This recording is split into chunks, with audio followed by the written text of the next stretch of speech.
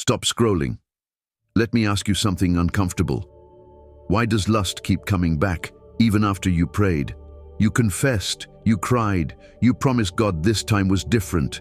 And yet, the thought returned, the image returned, the desire returned.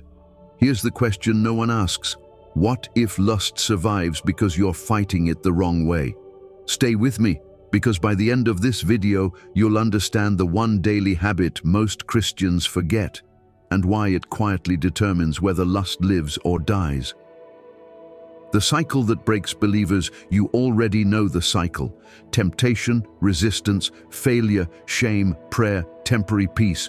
Then temptation again, and each time it returns, it whispers, "See, you're weak." But what if weakness isn't the issue? What if strategy is? Keep watching. We're about to dismantle a lie that's been preached for decades. The dangerous half-truth about prayer. Let's be clear, prayer is essential. But here's the uncomfortable truth. Prayer alone was never designed to replace daily discipline. Prayer connects you to God, but habits determine what controls your body, and most believers were never taught that difference. By the end of this video, you'll see why Scripture quietly assumes a habit almost no one talks about anymore. Why just resist fails. Most teachings on lust sound like this: resist the devil, flee temptation, pray harder. But no one explains how, so believers try to white-knuckle desire, hoping it fades. It doesn't, because desire doesn't disappear when you resist it. It disappears when something stronger replaces it. This is where everything changes. The mind is not a battlefield. Here's a shift that changes everything. Your mind is not a battlefield. It's a container. Whatever fills it, controls it. If lust enters an empty space, it grows. If lust enters a filled space, it dies. Most Christians try to push lust out. God's design was to crowd it out. The one daily habit revealed. Here it is. The habit Christians forget. Immediate, proactive substitution. Not tomorrow, not after prayer, not once temptation grows. Immediately, the moment desire appears, you don't fight it, you replace it. And yes, this is deeply biblical. We'll prove it. Why lust hates speed. Lust thrives on delay. Just a second. Just one look. I'll pray after. Speed kills lust. The faster you move, the weaker temptation becomes. That's why this habit works when willpower fails. The 3-second window. Neuroscience confirms something Scripture already assumed. You have 3 seconds before a thought roots. After that, it begins controlling your nervous system. This habit interrupts that window, and Satan knows it. That's why no one teaches it clearly. Why willpower was never enough. Willpower is reactive. Habits are proactive. God never told Israel to try harder. He told them to remove idols and replace them. Lust is no different. Jesus' strange silence on lust. Notice something strange. Jesus rarely lectures about lust directly. Instead, he talks about eyes, hands, actions, because behavior reshapes desire. We're about to connect dots most sermons never touch. The garden principle. Jesus constantly used agricultural language. Why? Because you don't stop weeds by yelling at them. You stop weeds by planting something stronger. Lust is a weed. Substitution is the seed. Why fasting works and why it fails. Fasting works temporarily because it replaces stimulation. But when fasting ends, if substitution habits don't exist, lust returns stronger. This is why so many relapses happen after spiritual highs. The lie of suppression. Suppression looks holy. Replacement produces freedom. Suppressed desire waits. Replaced desire dies. Satan's favorite Christian. Satan isn't afraid of Christians who pray. He's afraid of Christians who redirect desire instantly, because redirected desire becomes obedience. Paul's hidden strategy. Paul never says, stop desiring.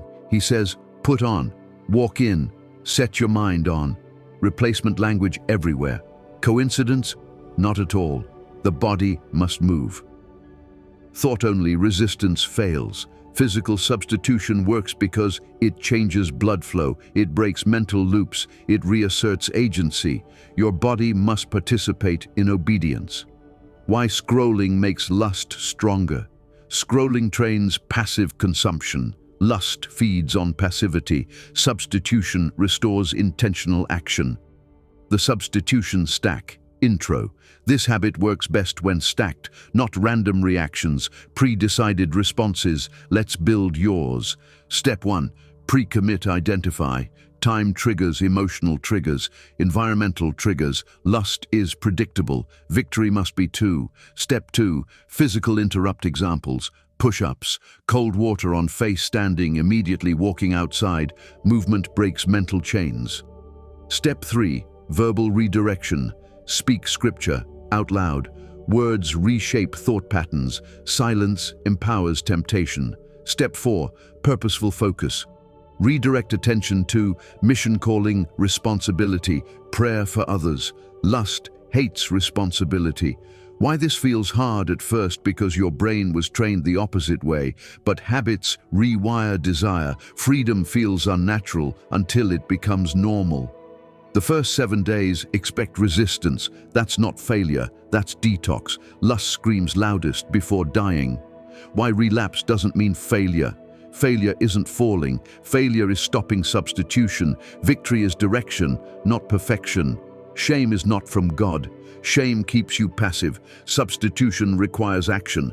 God removes shame so movement can happen. Why grace fuels discipline. Grace doesn't excuse weakness. Grace empowers obedience. The identity shift. Stop saying, I struggle with lust. Start saying, I redirect desire. Identity shapes behavior. Why this kills secret sin? Because secrecy thrives in delay. Speed exposes temptation. The long-term transformation. After weeks of substitution, desire weakens, triggers fade, confidence grows, not because lust disappeared, but because something stronger replaced it. Why most people never experience this? Because no one told them how. Now you know. This is not self-help. This is cooperating with grace. God supplies power. You supply obedience. The final lie to destroy. If it were that simple, everyone would be free. Truth. Freedom is simple, but discipline is rare. The daily habit summarized: immediate, physical, purposeful, pre-committed, substitution. Your 7-day challenge for the next 7 days. No debating temptation, no delaying response, no negotiating thoughts. Replace immediately.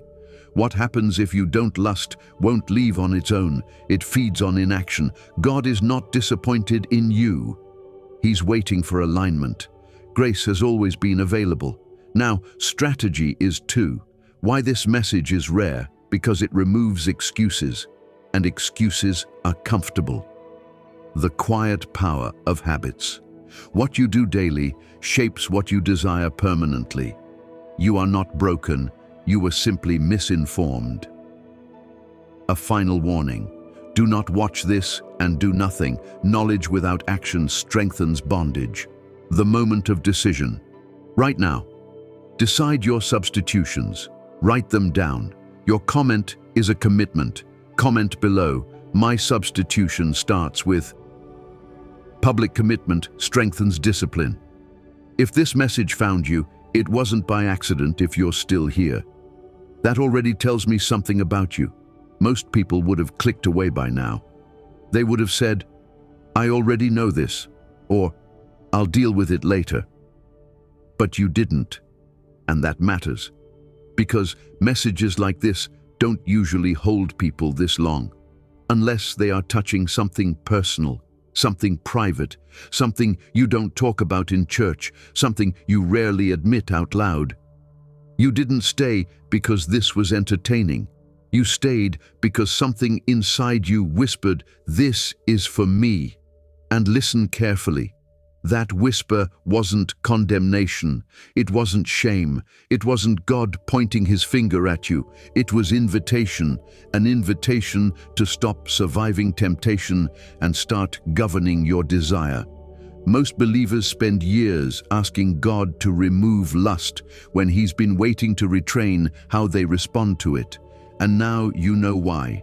You've seen that lust doesn't die from being ignored. It doesn't disappear because you felt sorry enough. It doesn't weaken just because you promised harder. It dies when it is replaced immediately, again and again and again, until your mind learns a new pathway. And here's the part that should sober you. You can't unlearn what you now understand. You can't say, "I didn't know what to do." Now you do. From this point forward, every moment of temptation becomes a choice point, not a moral failure, not a spiritual verdict, a choice. Will you delay or will you substitute? Will you negotiate or will you move? Because this habit only works when it becomes automatic, and that's why this moment matters, right now, not tomorrow, not after another relapse, not after another emotional prayer, right now. So I want you to do something small, but powerful. Scroll down, and in the comments, don't write a paragraph. Don't explain your past. Don't confess your worst moment. Just write this sentence: my substitution starts with Andy. Fill in the blank. It might be walking away immediately, 10 push-ups, opening scripture, turning my phone off, leaving the room. That comment is not for me. It's for you. Because when desire appears next time, and it will, your mind will remember what you declared. And that memory might be the difference between another cycle and the beginning of freedom. This is how lust finally dies. I want to leave you with something important. Lust doesn't die loudly. There is no dramatic moment, no sudden lightning bolt, no instant perfection. It dies quietly.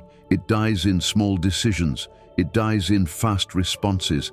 It dies in moments no one else sees. Every time you substitute instead of lingering, lust weakens. Every time you move instead of imagining, lust loses ground. Every time you redirect instead of resisting, a new habit forms. And eventually, something strange happens. The urges don't disappear completely, but they lose authority. They knock, but they no longer command. And one day you realize something incredible. You are no longer fighting lust. You are outgrowing it, not because you became stronger, but because you became faster. Not because you prayed harder, but because you acted sooner. This is how freedom actually works. Not in theory, not in sermons, but in daily life. So if you fall, don't spiral. Stand up, substitute again. If you stumble, don't quit. Redirect faster. And if you succeed, don't get proud. Stay disciplined. Because freedom isn't fragile, but it is maintained. And listen to this carefully before this video ends. God is not watching you struggle with disappointment. He is watching you learn with patience. You are not behind. You are not broken. You are being trained. And training always feels uncomfortable before it feels natural. So keep going. Replace quickly, move immediately, redirect intentionally. This is the habit that lust cannot survive. This is how desire is redeemed. This is how chains quietly fall. And if this message helped you, if it gave language to something you've been fighting alone, subscribe. This channel exists for one reason: to expose what keeps believers stuck and reveal what actually sets them free. May your mind grow disciplined, may your habits grow holy, and may your obedience grow faster than temptation. This is how lust finally dies.